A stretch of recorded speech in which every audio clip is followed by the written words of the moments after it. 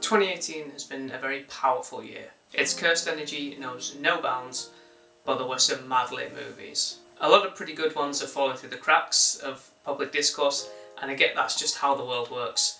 Something unspeakably awful can happen, and then we all just move on because we find out Apple won't make a sad cowboy emoji. Can you get some yeehaws in chat, please? There's also been some really bad ones that probably deserve to be forgotten and buried deep down in the hole we reserve for people who still make Borat references unironically. I would never stoop to that level for a joke. Not. We're gonna go good movie, bad movie, just for a little bit of a spiciness. Number 1, Bad Times at the El Royale. This came out like a month ago, and everybody slept on it, and you did my boy Chris so dirty. It's nice that movies come out that aren't sequels or reboots or based on a comic book or anything, and they're just little fun one-off adventures that have cool flair and style, but clearly nobody gives a shit. It wasn't marketed very heavily. There were maybe 2 trailers and they both just looked like fun romps. Cynthia Erivo, Jeff Bridges, John Hamm, who am I forgetting? Ham. John Hamm? No, Ham. John Hamm? Like ham. Like Hamm. Like And Dakota Johnson all embody these very stereotypical 1950s talkies kind of characters. There's the small town girl that wants to make it big, the kindly old priest who offers words of wisdom, the fast talking, smooth, quick-witted salesman, and the sort of the badass femme fatale. That's Dakota Johnson. You should have said the fast talking, smooth walking. She might have bangs, but don't you go thinking she's innocent. I'm telling you now.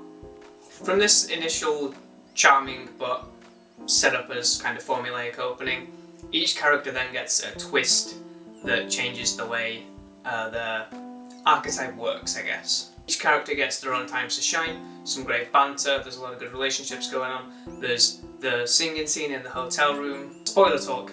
So it's Cynthia Erivo's character and Jeff Bridges, and she's in the room and she's singing and she knows someone's watching her. So Jeff Bridges is there with a little chisel trying to break a floorboard. My name, Jeff Bridges. Jeff Bridges is hidden under a bed with a little chisel. Cynthia Erivo's singing, she's keeping the attention of someone she knows is watching her. He can't be seen and he can't be heard, so he's trying to time stuff with her doing little percussive slaps and stuff. She's singing the Friends theme. No one told you life was going to be this way. Then Chris, my dad, shows up, looking like a holistic camp counsellor saw Fight Club, decided his takeaway from that was, sometimes guys just gotta be dudes, and punch on with each other in a forest. The hotel's a great set, pretty fabulous movie, I enjoyed it. Star rating, Jeff Bridges, John Hamm.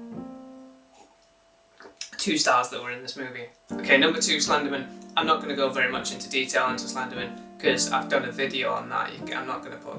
I don't know how to do that. Join YouTubers say you can watch it here. Link in the description below. Suffice to say, I'm still upset by it and I want my hour and a half back that I spent watching it because it could have been better spent watching a Vine compilation. That would be very nice. The Secret of Maribor, number 3. Sergio G. Sanchez crafted some beautiful imagery that holstered up a story that was just so excited to get to that last 10 minutes and pull the rug out from under you so it could be like, haha, you thought this movie was going to go one way, when in fact it has gone this other way, I have deceived you. But within about 20 minutes of the movie, you've seen that there's something under the rug, it's skeletons, and you've just stepped off the rug. You can't pull it out from under you anymore. The visuals were pretty understated but beautiful. Fernando Velázquez's score was haunting and whimsical when it needed to be. Probably worth a watch if you don't go in with any really high expectations. Gonna hand you off to Alex now, who's the in-house expert on the Insidious series, because I've seen... have I seen any? I definitely have. I've seen 2, haven't I? Have you not seen it? Here's the thing. All possession movies to me look the same. So I really don't want to talk on camera, it's not my specialty. Insidious is one of those franchises that I'm just obsessed with. It got me into horror, so it means a lot to me. So when I found out there was going to be a 4th, I was a little sceptical. Not only was the 4th instalment disappointing, it actually was disgusting. maybe a bit too far. No, it's not. It's so bad. Everything about it is wrong. Like, I can't find anything good other than Lin Shaye's performance as Elise, but that's just like a guarantee because she's incredible. So there's a new cast, along with a few originals, OGs, and the acting is just abysmal. So because I refused to watch this film again, and I needed to kind of refresh my memory on some of the terrible scenes in it, I looked it up and then these tags came up: haunting, dark, terrifying, intense, creepy and boring. Suspects. He's the guy with the specs. So he does a lot of questionable things in this movie, and let's just start with the fact he kills a guy and feels no remorse. I just got the chills. Would I just get the chills? Isn't it? No. Like, would they? Why isn't that like a thing? I like to believe people can get better. For it. He kills him halfway, no, not even halfway.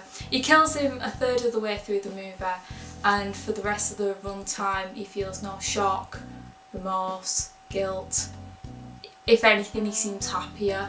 And not to even mention the fact that this guy was possessed and it was in no way his fault why he was put in the position of trapping a girl and all that shite.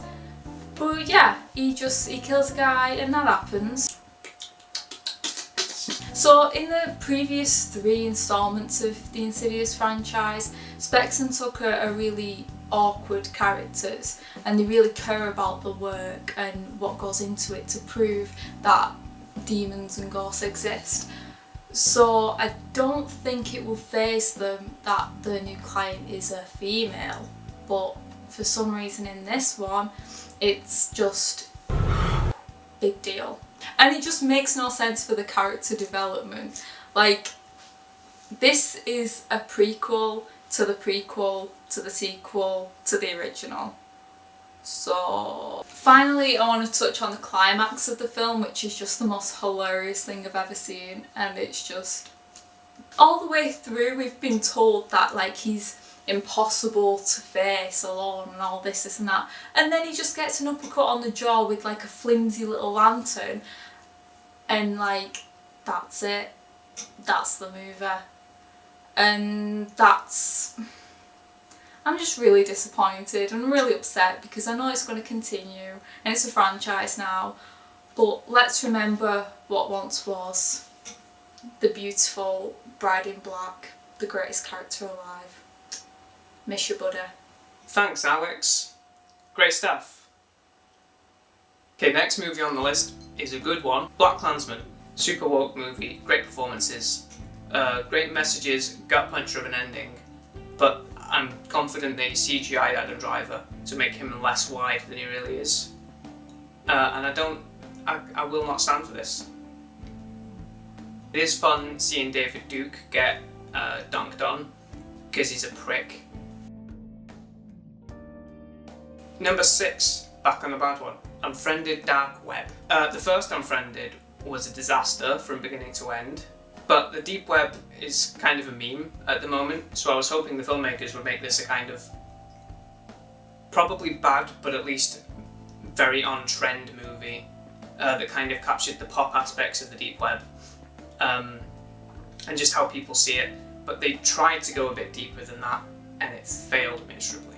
The cyber hackers that our characters are dealing with in this movie are just gods among men. They are so far ahead. They are playing 5-dimensional chess. They are 8,000 points. It's like Watch Dogs. It's easy enough, you just press a button and you hack the world, and that's what these people are doing. They know everything. They're gonna hack the audience. They're gonna get your deaf girlfriend, hack her hearing, she can hear again. Very wholesome movie. Last entry now, we're doing an honourable mention to one of my favourite movies of the year so far, A Simple Favour. What a bloody movie. Paul Feig is a bit of a creep, he weirds me out, but the man knows what's up. Anna Kendrick is at her most Anna Kendrick.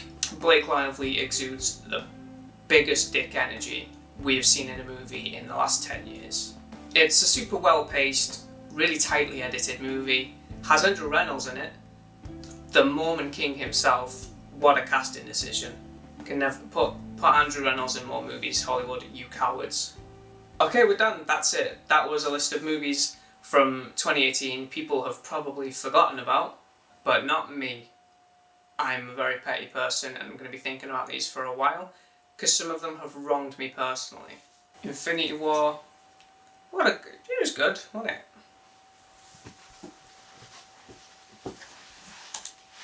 No. Well, Bye. well,